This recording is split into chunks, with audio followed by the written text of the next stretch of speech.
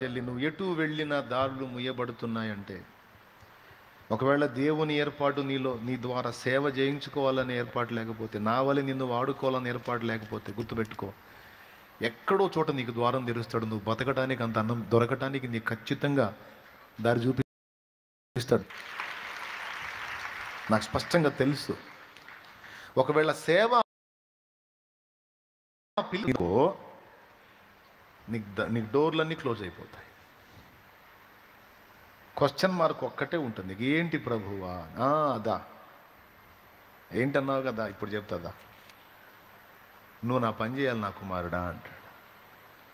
అప్పుడు నువ్వు నాలాగనే స్టోరీలు ఎత్తుతావు. అప్పుడు దేవుడు అంటాడు, నమ్మలేవా అని అంటాడు. నమ్మితే అడిగే. ఏర్పాటు నీ మీద ఉంటే ద్వారములు ముయ్యబడతాయి, గుర్తుపెట్టుకో. ఒకవేళ నిన్ను ఆ విషయంలో ఏర్పాటు చేసుకోకపోతే ఇంకొక దానిలో వాడుకోవాలనుకుంటే అటు ద్వారాలు తెరవబడతాయి.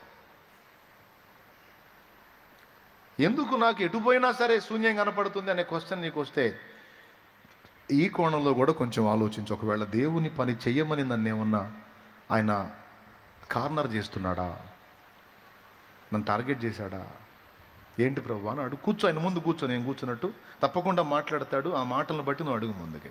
నాకు కావాల్సిన 3 మాటలు నా తండ్రి మాట్లాడాడు. నంబర్ 1, భయపడొద్దు, విస్మయం పొందొద్దు అన్నాడు. నంబర్ 2, నువ్వు అనుకుంటున్నవన్నీ కూడా బంధకాల్లోంచి నేను విడిపిస్తాను, అవి నీకు సొంతం చేస్తాను.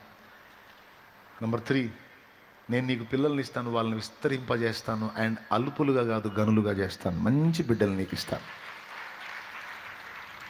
నేను నీకు అప్పగించే బిడ్డలందరూ శ్రేష్టమైన పాత్రలు, అల్పుల్ని కాదు గనులుగా చేస్తానే వాళ్ళని.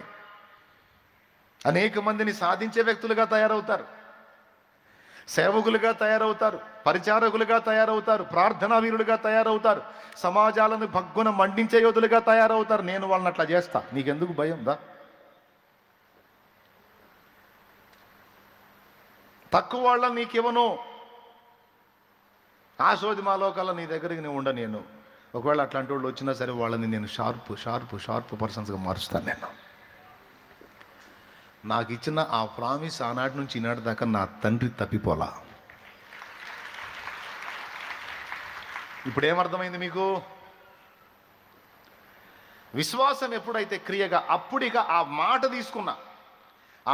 తీసుకొని ఇక ఆ రోజు నైటు వచ్చినటువంటి విశ్వాసులకి చెప్పాను, వచ్చే ఆదివారం నుంచి ప్రార్థన ప్రారంభం అవుతుంది, ప్రభు బల్ల కార్యక్రమం ఉంటుంది, ఆరాధన కార్యక్రమం ఉంటుంది.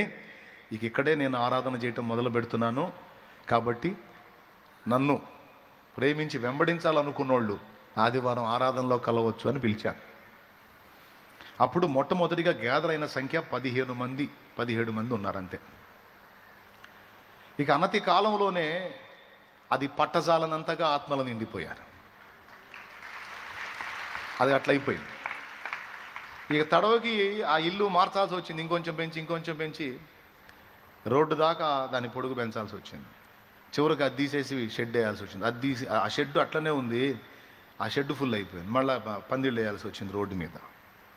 అది ఫుల్ అయిపోయింది. పక్కన వాళ్ళ స్థలం అడిగి అందులో వేయాల్సి వచ్చింది. అన్ని దేవుడి దేవల్ల ఫోటోలు ఉన్నాయి. దేవునికి స్తోత్రం. ఇదంతా దేవుడు తన బలమైన బాహు నాకు తోడుగా ఉంచి జరిగిస్తూ వచ్చిన పరిచర్యనా, లేకపోతే నా గొప్పతనమా? అందరు చెప్పాలి. నా దేవుడు తోడై ఉన్నాడు, లేకపోతే మనకు అంత సీన్ ఏడుంది? అరే, చిన్న కుటుంబాన్ని నిలబెట్టుకోవటం చేతగాక చచ్చిపోదాం అనుకున్నాండి నేను. చస్తే పోయిద్రా బాబు, బతుకొద్దు అనుకున్నాను నేను. అట్లాంటి పట్టుకొచ్చి ఇంత కార్యాలు చేశాడంటే ఎంత తోడై ఉన్నాడో చూడండి. నాకు అడుగడుగున వెనక్కి చూపే ఆయనవే పారా గుడ్రా, నువ్వు పద ముందుకు నెట్టుకుంటా పోతాడు. అడుగడుగున కృంగుపాటే, కదిలితే కూర్చొని ఒకటి రెడీగా ఉంటావురా బాబా, నువ్వు అయితే రెడీగా ఉంటావు. లేరా నాయన, లే, ఏం కాదులే, అవన్నీ నేను మారుస్తానులే. అరే, డైరెక్ట్గా లైవ్లో వచ్చి మాంత్రికుడు నా మీద ప్రయోగం చేస్తుంటే ఈగ కూడా నా మీద వాళ్ళ నీల నా దేవుడు.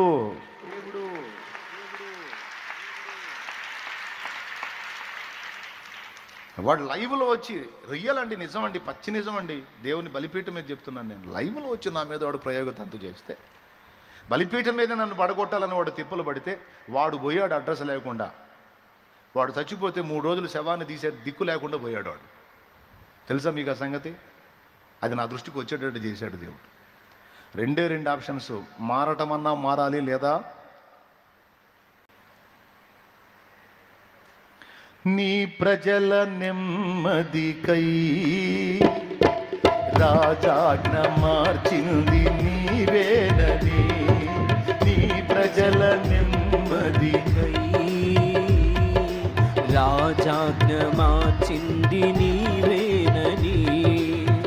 అహమును వదచి అధికారులను వెధవల చేసిన నీకు, నీ ప్రజల నెమ్మదికై రాజాజ్ఞ మార్చింది నీవేనని. అహమును వణచి అధికారులను వెధవల చేసిన నీకు, అసాధ్యమైనది ఉన్నది, అసాధ్యమైనది ఉన్నది, అసాధ్యమైనది ఉన్నది, అసాధ్యమైనది ఉన్నది. యూదా స్తుతి గోత్రపు సింహమా, యేసయ్యా నా ఆత్మీయ ప్రగతిని స్వాధీనమా, నీవే కదా నా ఆరాధన, ఆరాధన స్తుతి ఆరాధన, ఆరాధన స్తుతి ఆరాధన. దేవునికి మహిమ. లైవ్లో వచ్చి దుష్ట ప్రయోగం చేస్తే చేసినోడు అడ్రస్ లేకుండా పోయాడు. నన్ను నా తండ్రి ఇంకా నిలబెట్టి వాడుకుంటూనే ఉన్నాడు.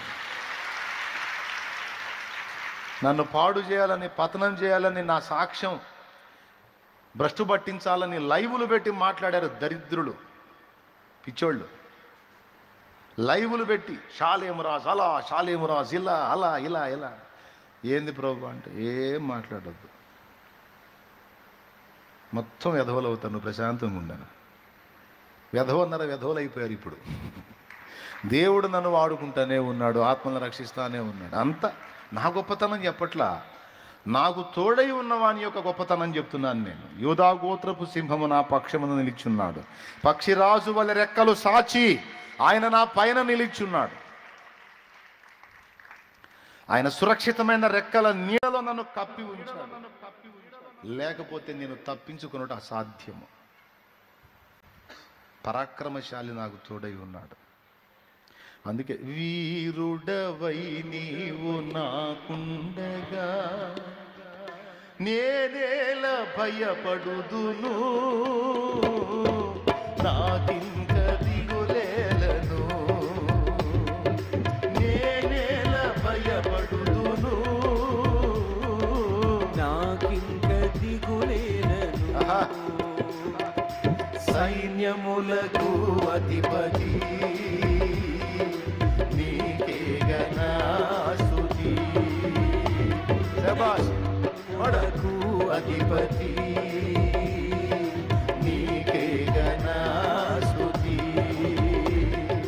ప్రియమైన దేవా యేసయ్యా నీకే నా స్తోత్రము. ఘనమైన రాజా యేసయ్యా నీకే నా వందనం. హల్లెలూయా. నాటి నుంచి నేటి వరకు నాకు తోడై ఉండి నడిపిస్తున్న నా తండ్రి ఇక ముందుకు తోడై ఉంటాడని నేను విశ్వసిస్తున్నా. కాబట్టి విశ్వాసంతో నేను వేసినటువంటి అడుగు, క్రియాత్మకంగా మారిన అడుగు నన్ను సిగ్గుపరిచిందా? గొప్ప కార్యాలు నేను చూసేటట్టు చేసిందా? ఈరోజు మీకు చెప్తున్నానంటే, ఎప్పుడైతే విశ్వాసం క్రియగా మారిద్దో, మారు మనసు పొందు అన్నాడు పొందుతావో, రక్షణ పొందు అన్నాడు పొందుతావో, దాని శక్తి నీ మీద పనిచేసింది. ఎప్పుడైతే ప్రార్థన చేయి, వాక్యం చదువు, ఆ సారం పొందు, పరిశుద్ధాత్మ అభిషేకమును వేడుకొని అభిషేకం పొందు, నీ ఆత్మీయ జీవితం క్షేమాభివృద్ధికరంగా ఉంటుంది అని చెప్పాడు. దాన్ని చేయటం ద్వారా ఆ విశ్వాసం శక్తిగా మారి నీవు ప్రభావంతో నింపబడి ఉండేటట్టు చేస్తుంది.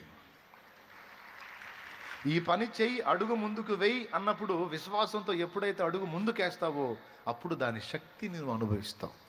నేను చెప్పింది ఇప్పటిదాకా విశ్వాసం క్రియగా మారినంత వరకు అది ఒట్టిగా ఉంటుంది, కానీ ఎప్పుడైతే నువ్వు క్రియగా మారుస్తావో అప్పుడు అది శక్తిగా మారుతుంది.